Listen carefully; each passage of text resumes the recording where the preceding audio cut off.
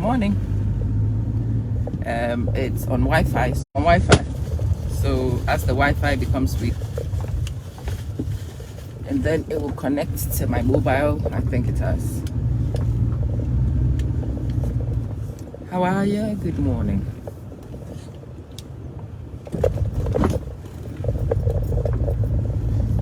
This is my original sunglass. I've owned it a decade. My audience hates it, but I love it. And of all the sunglasses I bought, this is the one which has stood the test of time. But anyway, good morning. How are you doing? Remember, these days the comments don't pop on. Well, make your comments anyway. The comments, I think, help. I know one person is on, but it doesn't reveal the name that way to me. So comments, hopefully it will pop up. I'll see you and I greet you. But until then, I still greet you. I hope you are well. Yesterday I started talking about seasons. The fact that the Lord in his infinite wisdom knew that you can't have one season all year and all the time. You will be bored. Summer is lovely, but summer is not exciting in places where summer exists all the time. The people here in this country all dream of leaving to go to cold places, believe it or not. They live in wall-to-wall sunshine. I'm sure those of you who live in cold places will hear this and think, are they nuts? But yeah, they want to go to cold places. They don't want to see sunshine. Their favorite thing is rain because they don't see it a lot. If you go to Europe, everybody dreams of the summer when the sun shines on your back. Whilst I was there a week and a bit ago, there was a heat wave. Everybody was naked. All the boys had bare torsos, beautiful bare torsos, and not so very chiseled bare torsos were all out for everybody to see. Why? Because the sun is a novelty. They don't see enough of it. There are people who prepare for the summer body, and they do this for summer, and they do this for summer, and they do it annually because it is a season. It's for a short period, and there is excitement around that, and that excitement motivates you and galvanizes you to do things that you don't normally do. That's the importance of seasons. And William, I see that you have just popped up, so hopefully the rest of them will pop up as well. Good morning to you. Milsteph, good morning, sis. We are continuing from that point. I started a new job yesterday. It's only a summer job. Yeah, I'm on summer holidays for my main job. But this project is one you can't say no to for many reasons. I'm not going to sit here and lie that I would have done it if they didn't pay me. But I signed up for it even without knowing their pay. I wanted to get on, and I want to build new bridges. I want something new. I certainly want to transition into university lecturing. I want to work in universities. I have only ever worked in secondary schools my entire life. So this opportunity to work in a university, New York University is a huge one, has a huge reputation. New York University in Abu Dhabi doesn't seem to be too different from the mother institution. I wanted to go and be part of that one. But I came home yesterday. My husband was telling me that it's been a long time since he saw me this excited about anything. And I was very excited yesterday.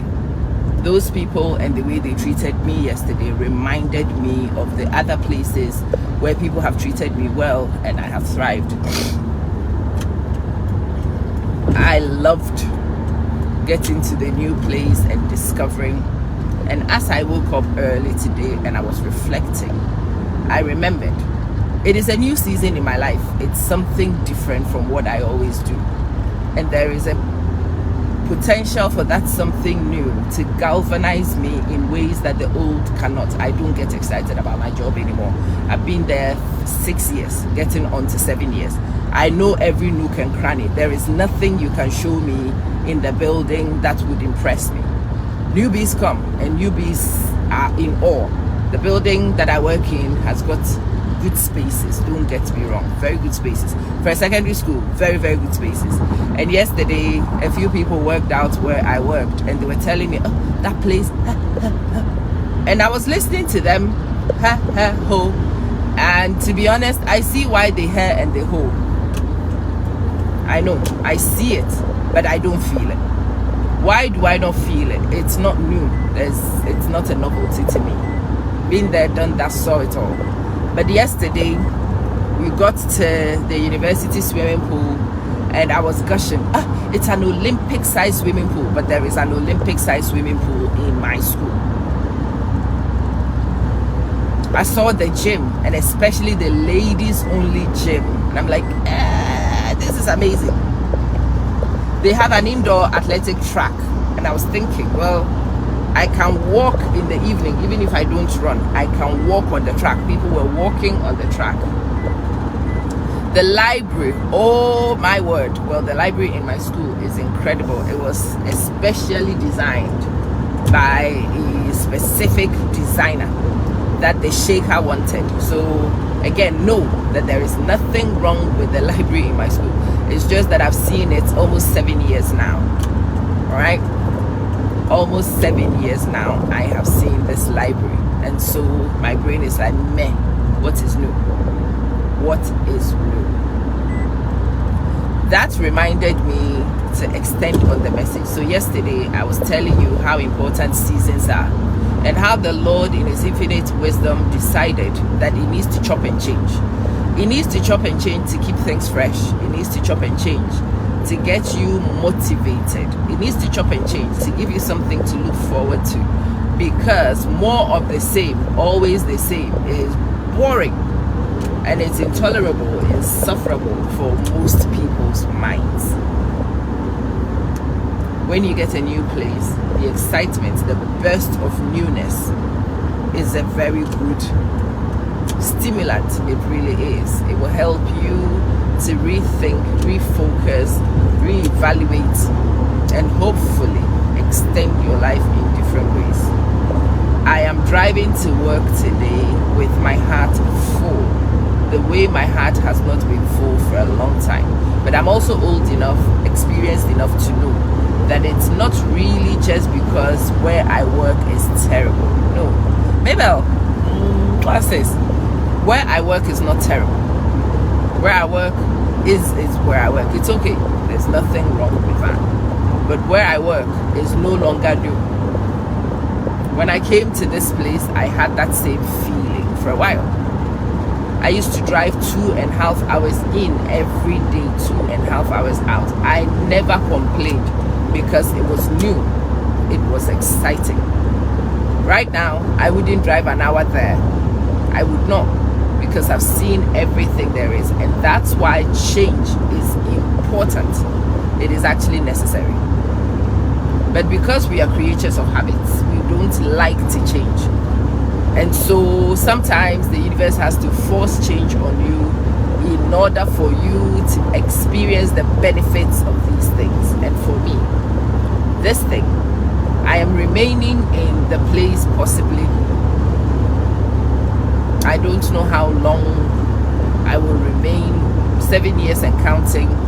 But I realized last night that if I have something else on the side like this, if I have new things to mix it up and change and chop it up a little bit, it will be tolerable for me to go to my meh, because there is something new and exciting on the side to do. My thoughts around the decisions I have needed to make have been completely swayed by the beauty that is the newness of this. And I have been thinking, well, if being here allows me to see this, allows me to do this, then being here in the meh itself is not so terrible. I'm sharing that with you, hoping that there are some of you who have change forced on you, and it will help you to cope with the forced change. But also for those of you who haven't made any changes in a while and need to make deliberate changes, it is actually strategic. periodically to make changes. You should not remain at your job for 18 years if you can help it. If you remain past a certain point, convenience will force it. So although the place may not serve you, you can't be bothered to go to a new place. The fears of going to a new place will stop you from looking. But you see, you've got to do certain things in order for you to mitigate the fear. You've got to change. And then the track record of change. As for me, I was asking myself very simple questions. Girl, are you not the girl who condensed your entire life from a country of citizenship, from a home you own, into one suitcase and a carry-on for each one of you to go on a Middle East adventure that nobody thought was sensible? Are you not the one who came to a place where you didn't even speak the official language, who was completely far removed? I mean, now everything is almost in line with what happens in the UK, but when I first came here, things were not. And yeah, even then I stayed. Even there I pushed. So if I have to go to China, what would be so different between China and here? And I realized none. They would speak a language I don't speak. Well, I've done that before. They would have cultural practices I don't understand. Tick, tick, done that. I will meet new people with new practice. Tick, tick, done that. Been there, done that, got the t-shirt for it. And in fact, going to Timbuktu doesn't bother me anymore because I have done it a few times now, and I know that regardless of the circumstances prevailing, I will figure out a way to go. It is a very good thing for the brain. It is really good for the brain. And so if you are in a position to engineer change, I am recommending it. I am recommending that you engineer the change yourself. And if the change is forced on you, I'm also saying there is no need to cry. That change forced on you may be a gift to you. Florence, good morning, sis. It will always work out for your good in the end. Greetings. Tai, greetings. It's been a long time. Yes, if you simply send a message to my inbox, and I think if you comment a second time on this page, you will get an automated DM anyway from me. And one of the things in the links in the DM should be a link for you to book an appointment to consult. Gregory, good morning. But if you don't get that, just send a message to my inbox. Ask how can I book an appointment, and the automation will send you my appointment booking link. Yeah, Albert, good morning. Good morning. When the universe forces change on you, it is doing you a favor. It is helping you to do what you need to do. Yeah, via DM, yes please. It is forcing you to do what is necessary. And what I'm saying this morning is, even when the universe is not ready to force change, you yourself also start looking at things you can do to mix it up a bit. I have a spring in my step going to work that I have not had in a long time. I am looking forward to meeting young people in a new dispensation, and it's so exciting, I can't tell you. I am looking to introduce myself to my class, a class who don't know me. It's been a long time since that happened.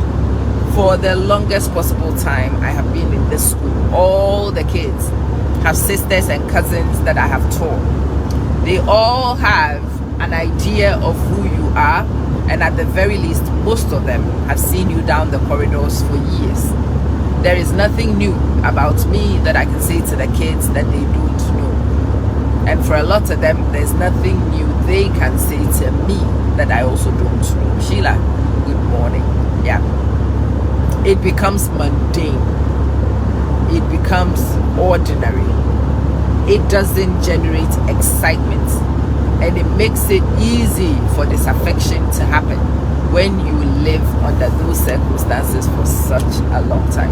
Why have I stayed in that school for 6-7 years, you will ask?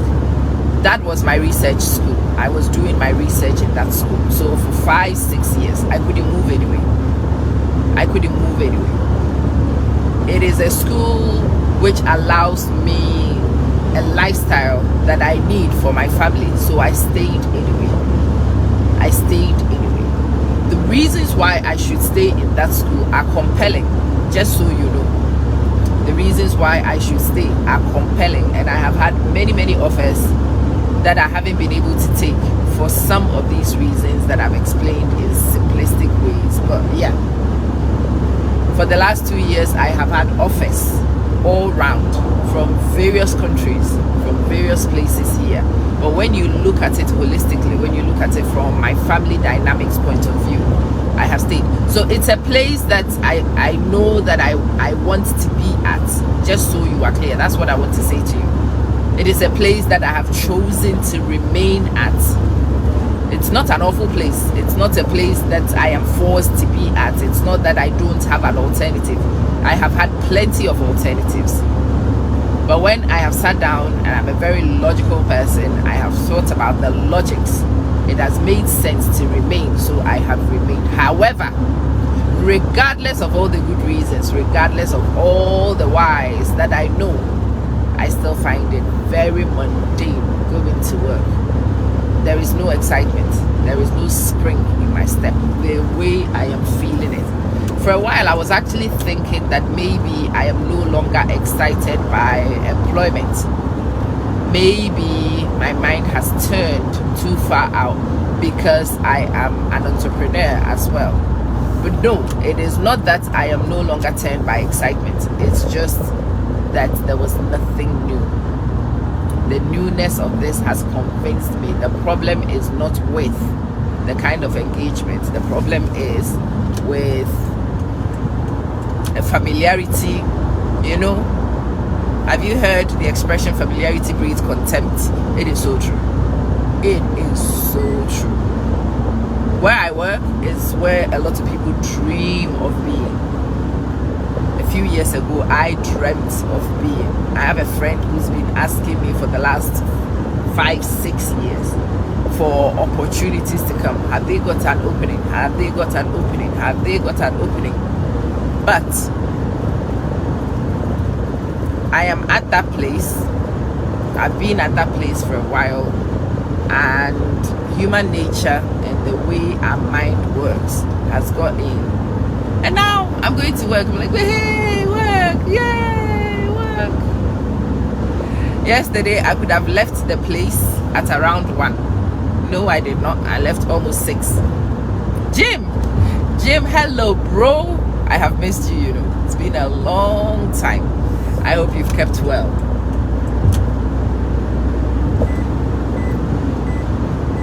And now, this has made me realize, if I decide to maintain my main engagement, I really do need to have side gigs regularly, like this. New side gigs, periodic side gigs, fresh side gigs. That will help me get the excitement factor going in my life. Because what you cannot have is men all around. And if you are a character like me, this message is very important. I am a faithful worker. I'm a faithful person, full stop. Faithful. Once I make commitments to things, I honor that commitment and I don't mess around. I don't break employment contracts. I don't ditch people that I have promised I would stay. I don't ditch. I don't promise and ditch. I don't. I have been married to the same man a long time because, again, I don't ditch. That means that in my behavior, in my pattern of behavior, what I establish is more of the same familiarity, and in that thinking, be it my personal life, be it my professional life, I still do need to have that awareness in order to change and chop certain elements of even the familiar, because if you don't, it will breed contempt. This is the reason why married people who have been married as long as I have been married or longer take each other for granted. You take each other for granted because the person becomes part of the furniture in the house. They are there, meh. Yes, you love them, but meh. They don't make your heart race anymore because it's become meh. The smart ones who know that this happens, and no, it's not because anybody is an infidel or whatever, but it happens because of how the human mind works. You will learn the common sense to mix it up, to vitalize things. I mean, before you get to the insufferable point. You can't get to the insufferable point if you are not smart. If you find a job that you like, a career that you like, and want to maintain for a long time,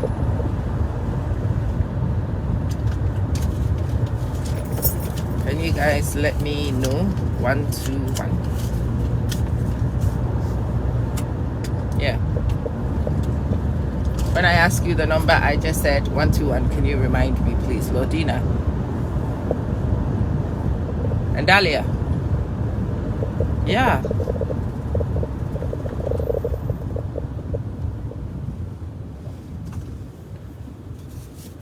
You must engineer change.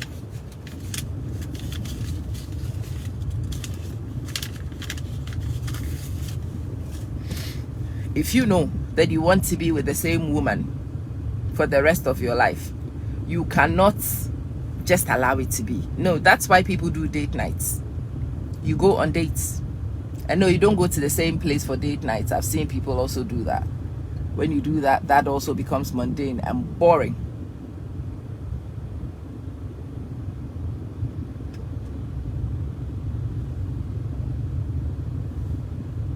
That becomes mundane and boring.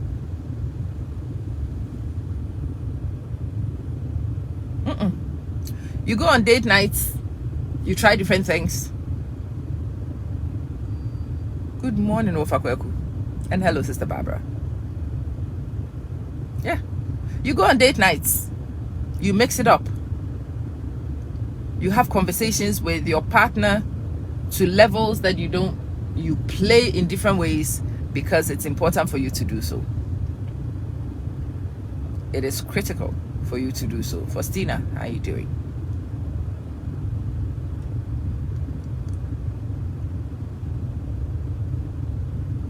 You mix it up and you do different things. You get up and you go on crazy adventures.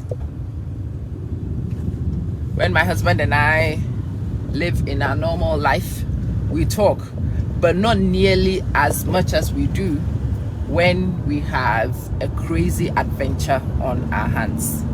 When something major is changing, we need to sit down and think and plan and strategize. So we do. And you get closer in that time. You get closer to each other. You interact more meaningfully. Change is good. Change is very good for survival. Change is very, very good for enjoyment. It's not something always to run from. I speak to too many people here who just wants to keep the status quo. Actually, keeping the status quo is a lot harder. It's a lot more detrimental than the change that we are always afraid of. That's what I want to share with you today. The change you are afraid of is not nearly as scary as the mundane that you accept, the norm that you allow your life to become, the blur that it all becomes, is more dangerous than anything else. Love, good morning. Good morning, sis. So, I am at my new point of excitement. What excites me today is because I don't even know who the students are. We meet them this morning. I'm going to park and go straight to breakfast. I'm going to meet those people. I'm going to be very excited to see them. Then I'm going to sit and plan new lessons that I haven't taught before. I changed it all up, and that's why this is exciting. I'm not a science teacher, I'm not a math teacher. I am actually leadership and public speaking instructor here. Leadership and public speaking is something I have been doing on the side. So to be doing it formally in this capacity is new. It's fresh. I'm planning lessons that are very unique to me and very new. It will be very exciting for the students because they themselves have also not encountered a person, well, a wacky person like me teaching this again. No regrets. I love your name. No regrets. That's how I like to live. I like to live my life and make sure that I have no regrets. We engage in fidelity and we accept the consequences of our choices. No regrets. None whatsoever. Sister Amma, good morning. So yeah. If my camera would have turned, I'd have showed you a little bit. I need to mount a different thing on the top so I can let you see. Nyan, how you doing? But yeah, here I am. And the routines here are so different from school. School is quite regimented. Yeah, here no regimentation, none. You clock in nowhere. My staff ID is not for clocking in. My staff ID is for accessing stuff. Okay, East Car Park is not what I want. I think the West Car Park is what I want. I'm now figuring out how I should have made a turn where the girl made a turn, but I wasn't sure, so there we go. My ID card is actually not for clocking in and not for monitoring my time. I clock in as an adult when I start work. If you want to go out of campus to do something, nobody has a problem with that. There is no need for you to be in a building for a certain amount of time. The liberties and freedoms this introduces is so new and is so fresh for me. These are the things that are causing my excitement, and it's important for me to understand it so I don't misunderstand the whole dynamic, so that I don't bastardize what I have.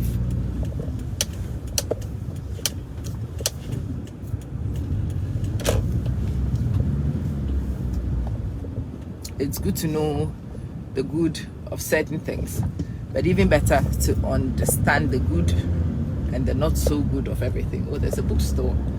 I completely forgot that in a university you have a bookstore.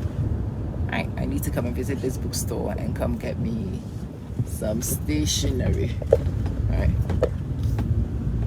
The East Car Park is not what I want. Giovanna, the pharmacy. Where is the other car park? I hope I have not misread this and I'm not going to end up with no car park. Welcome center. I'm a clown. The East Car Park is still the best one I needed. Don't even understand what my problem is. But anyway. Yetunde, how you doing?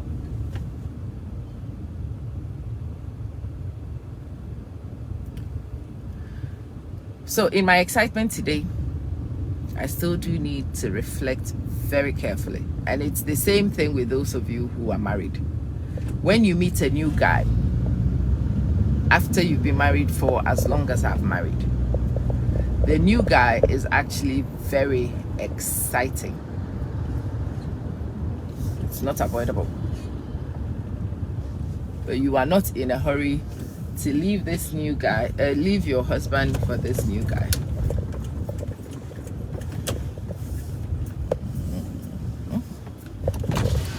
Good morning. Morning. Can I park here? I am a lost soul. Where's my ID? Well, I'm a new faculty anyway. Where can I park and how do I get to the West Wing from here? Yeah, It's easier from here. west. Yeah, West is this side. this side. Okay, I'll park here anyway. Thank you.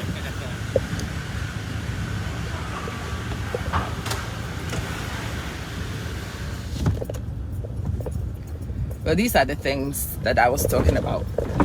Nobody wants to see my ID card. They don't need it for anything. Huh? They don't need my ID card. I can go wherever the hell I want.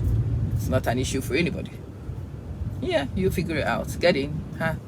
An agency for an overregimented person is a big deal. You hear me? I have been overregimented, and so agency is new. Agency is big for me.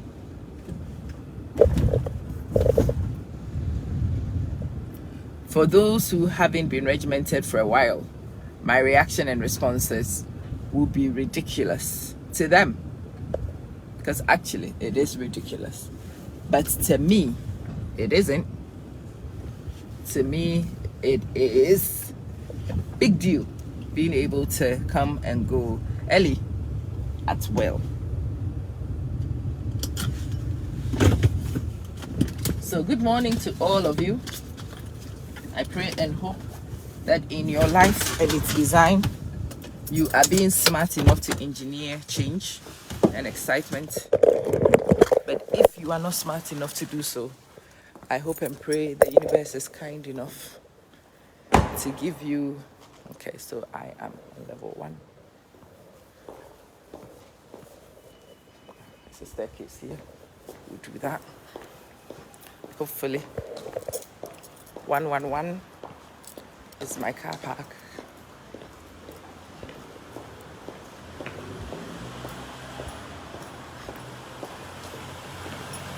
I hope.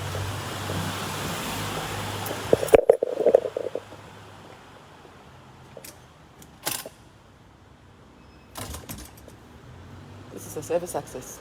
Okay, now this is not looking good. And nobody's coming here, so I can ask. Yeah.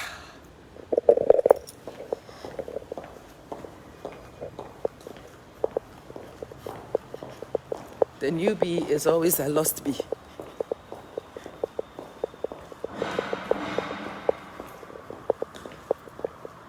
Well, there's somebody walking in, and let me ask them how we get into the building. I think might be my best bet. Hold on, okay? Actually, let me wrap up here, and I'll call you back in a bit when I figured out what I'm doing. All right, bye.